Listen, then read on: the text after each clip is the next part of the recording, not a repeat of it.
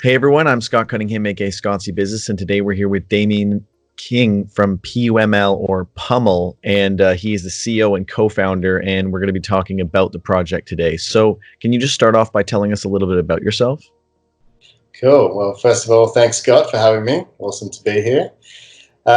So my name's Damien. I'm the founder or co-founder and also co-CEO of PUML Better Health. My background is engineering and technology, startups particularly. So I suppose I'm one of those people that sort of started their first business quite early on, sort of like the idea of sort of doing bits and pieces. But yeah, I spent a lot of time in the UK contracting, doing a lot of work in mobile app development and particularly around streaming, so music streaming, video streaming, TV streaming, and things like that. And I had my sort of first taste for Bitcoin back in the very early days when I sort of started mining quite early on, 2012. But Oh, I also, at the same time, I was starting my first startup with the head of lastminute.com. And so, I was more passionate about startups than I was, mining at the time, which probably in hindsight wasn't a great move. But I've always stayed close to it, and particularly in the last couple of years, I've sort of really brought into decentralization and blockchain and what it can bring and the technology. I love technology. I'm a bit of a futurist, so I'm really excited where things can go. awesome. Yeah, that's really awesome. I come from IT as well. That's what I went to school for. So it's always good to see some other people in the tech field who are they've been in it for some time. So what does your average day look like as the CEO or the co-CEO of Pummel? Yeah, it's pretty busy, but look, I wasn't. We'll probably talk about it a little bit later how I sort of got into fitness because that's not your typical engineer or technologist. But right now, I get up quite early. We're based on the Gold Coast in Palm Beach, so it's like a gorgeous spot. We're right on the water, so I usually get up, go to the gym, go for a run along the beach or something like that, go for a swim, and then come into the office. And yeah, we've got a lot of things going on at the moment. We're quite a small team, and we're very much in the, I suppose, pre-launch phase. So preparing Okay. beta, doing a lot of work on the back end, and getting ready for a big launch in 2020. So every day is pretty full on, and at night. I like to spend some time with the family, but I've also generally got calls quite late on in the night because my co-founder is based in the UK. So we sort of have these two time zones, and then obviously with Yeah. dealing with other people in America, it's always on. Yeah, yeah, fair enough, fair enough. So, for people who don't know what POML slash Pummel is, can you give them a brief introduction? Yeah, sure. So I suppose it sort of starts out back when I was doing my first startup, and a lot of guys who are sort of doing their first project tend to do it as a side hustle. So I was working for Virgin at the time, and it was like a side hustle where I would sort of code late at night, drinking a lot of Red Bull, Jägermeister, that sort of stuff. Coffee and muffin was my usual breakfast the next day as I would head into work and work away. So, things like that don't really affect you too much in the short term, but over a period of time, I sort of started to notice a degradation in my health, particularly being like a skinny fat man. So just not moving enough. So just not exercising enough, not walking around. So I suppose that's sort of where the idea around Pummel came from. So it's how can we motivate people who obviously know that it's good to move and to be healthy, etc. But how do you motivate someone who's fairly young and perhaps not really seeing like the importance of doing that? So it has two elements. It has the incentivification piece on one side, where we basically reward people for completing healthy challenges, like activity challenges, like step challenges, or going to the gym, going to Pilates, and things like that. And the blockchain play is on the data side. So we help bring together a whole bunch of data, and we're creating a unique health and fitness record for every member.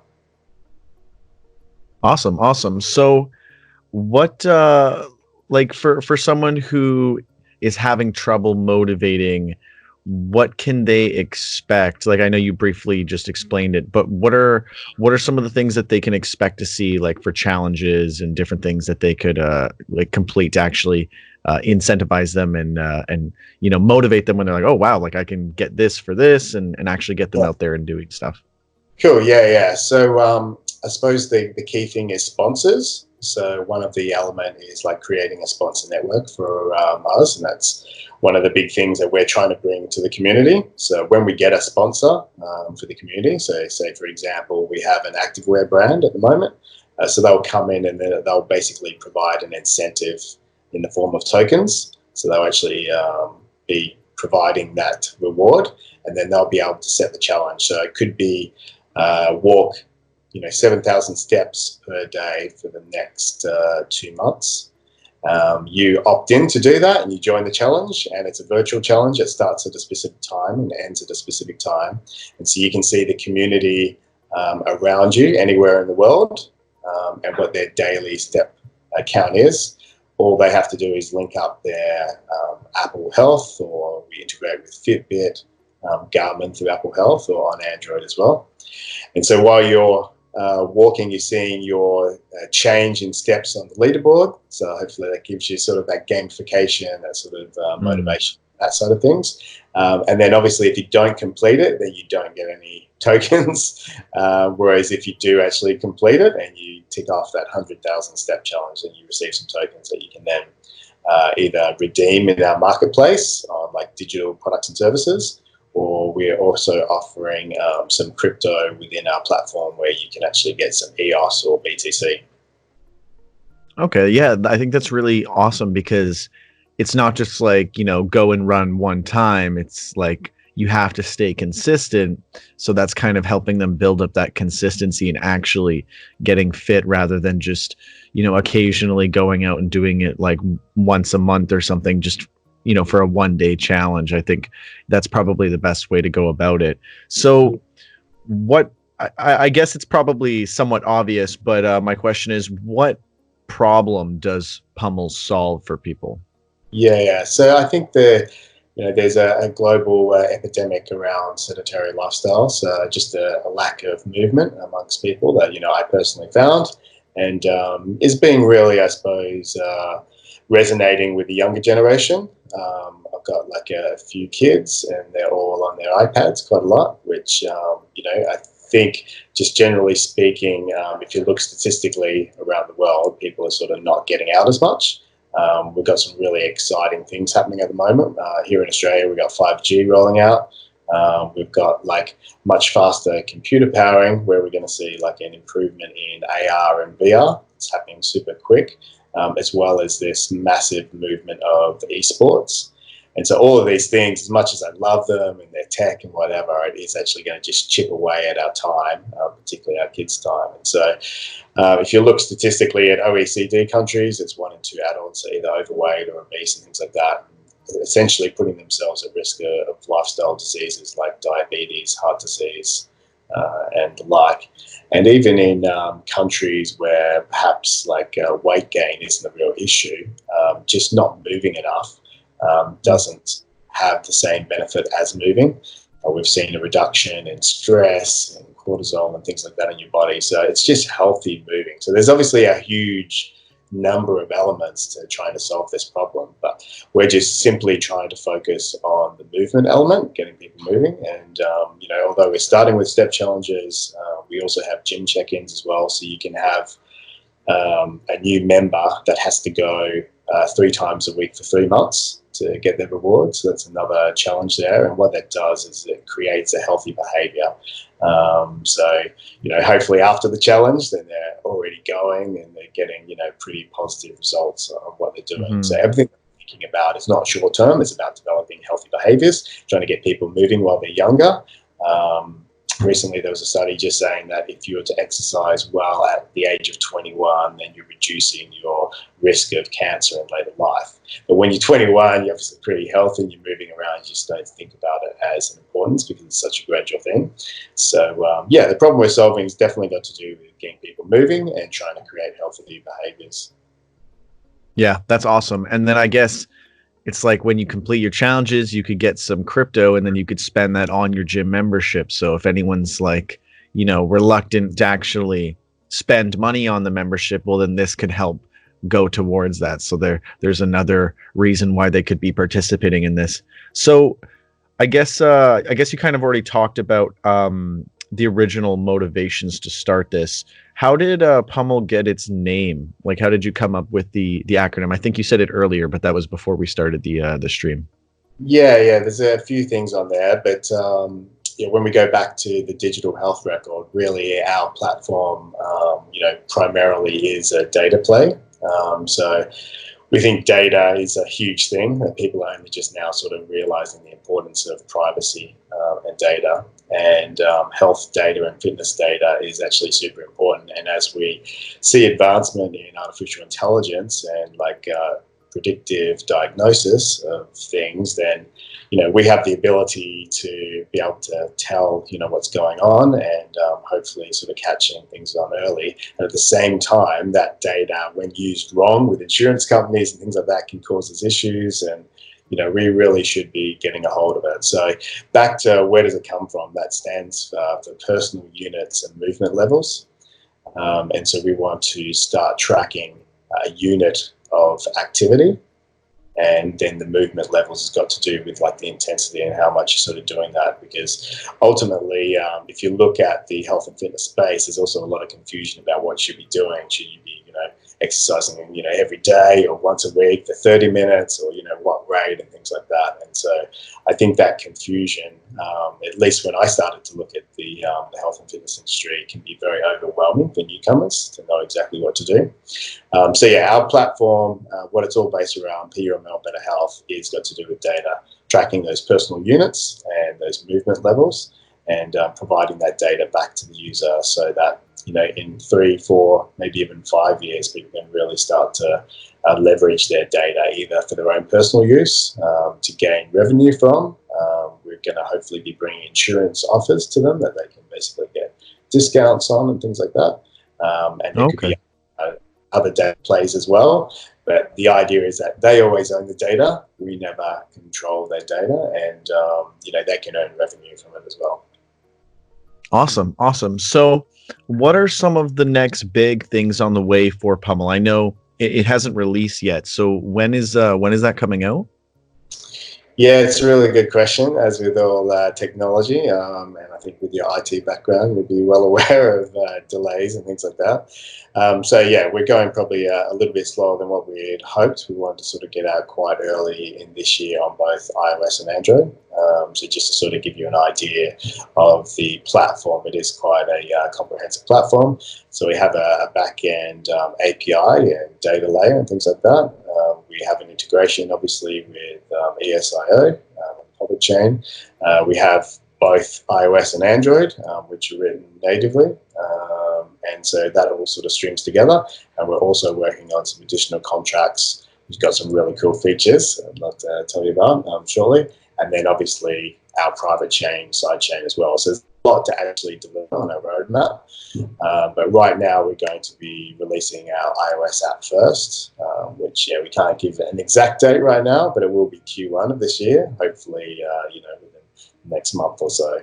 But yeah, we've opened pre-registration, so we did in November, and yeah, we've had like a phenomenal result on people sort of signing up already, which is great. Awesome. Although over the world, which just gets you so excited when you can see. I'm a product person as well as an IT person, and I love people using products. So yeah, I'm really excited to get people using it. And I think when it comes to dApps, you need some sort of mass market dApp that essentially can help all blockchain and sort of the crypto community and industry generally to get some more sort of movement.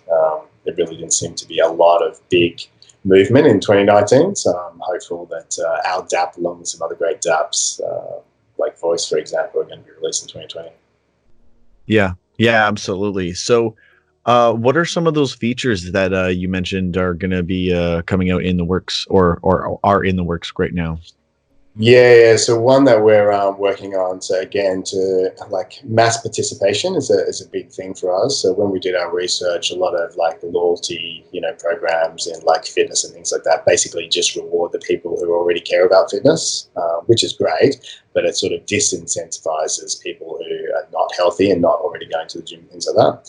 So we've been looking at a whole bunch of inclusive style challenges that can be brought into corporate wellness and can be sort of, a lot easier to do and somewhat controlled. So, for example, it may be females in this certain age bracket competing against each other rather than like the entire team, or it could be the accounting team versus the IT team, which is people and things like that. So it's like these high level of social and gamification element of it. And then what we'll be doing is moving from steps and check-ins and things like that to also heart rate. So again, we have a GP who's advises around some of the benefits of getting the heart rate up for a certain number of minutes and so many times per week. And so we'll be coming up with like heart rate challenges. So you can do it at home, you can be running, you can be skipping. It doesn't really matter the activity. We don't care what it is. The point is, are you getting your heart rate up to like 75% of your max heart rate for a period of time? If you do that, then you obviously complete that challenge and you get those tokens as well. So we got some of those cool stuff going. But what I'm most excited about is talking about doing this contract, which is like a staking mechanism. And we think it should be sort of received well in the community. And so that's really an idea of what you could say a return on activity or an ROA.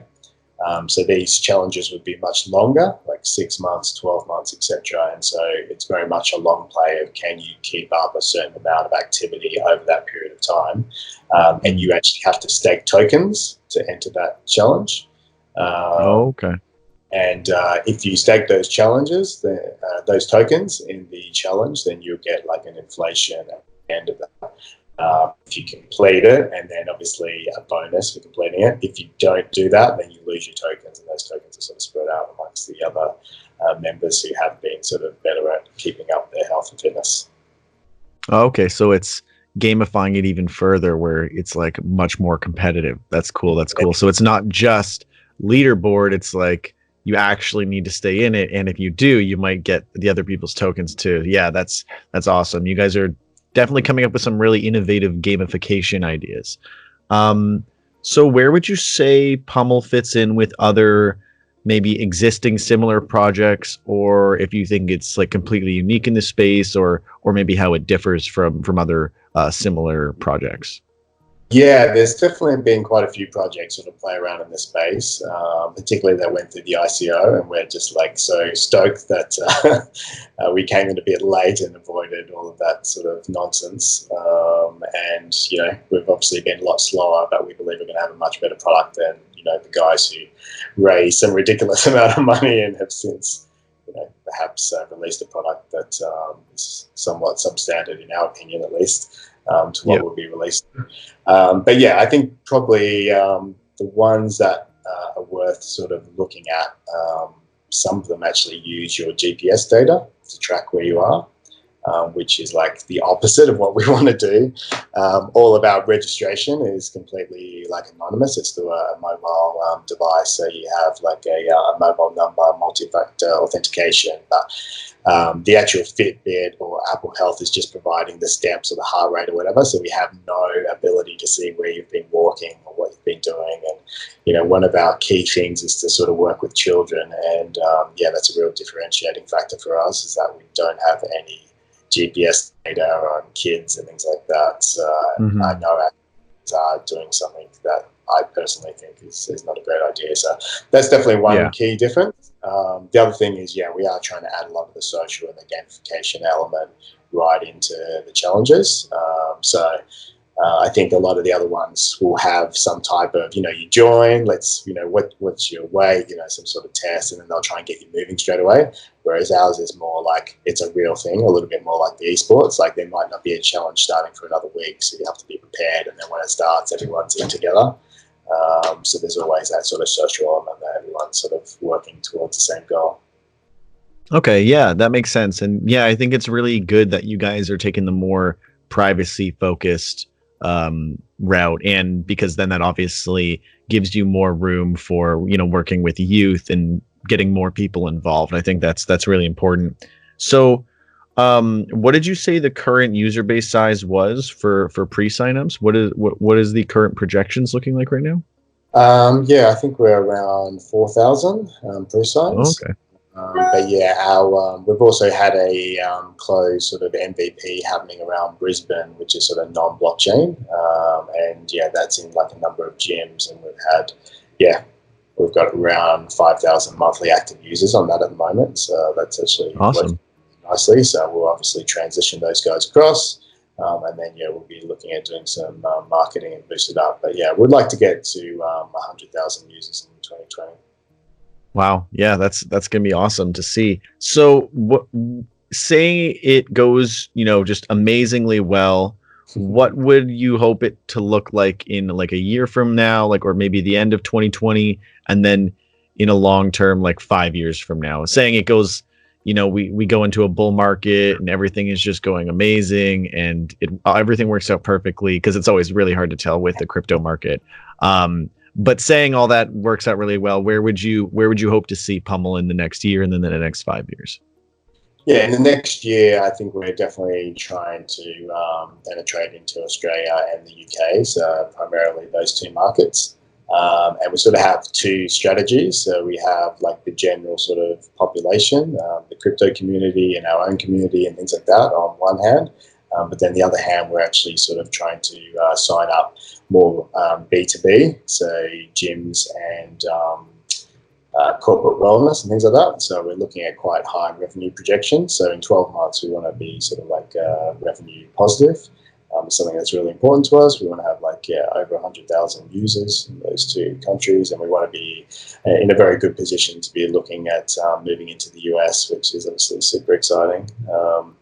And obviously, as we go along and we may see the market change, we believe that there'll just be a general sort of consolidation of some of the smaller health tokens and things like that, and perhaps our one will be the one that people are thinking of when they're thinking about health and fitness. In Yeah. the long run, in the long run, like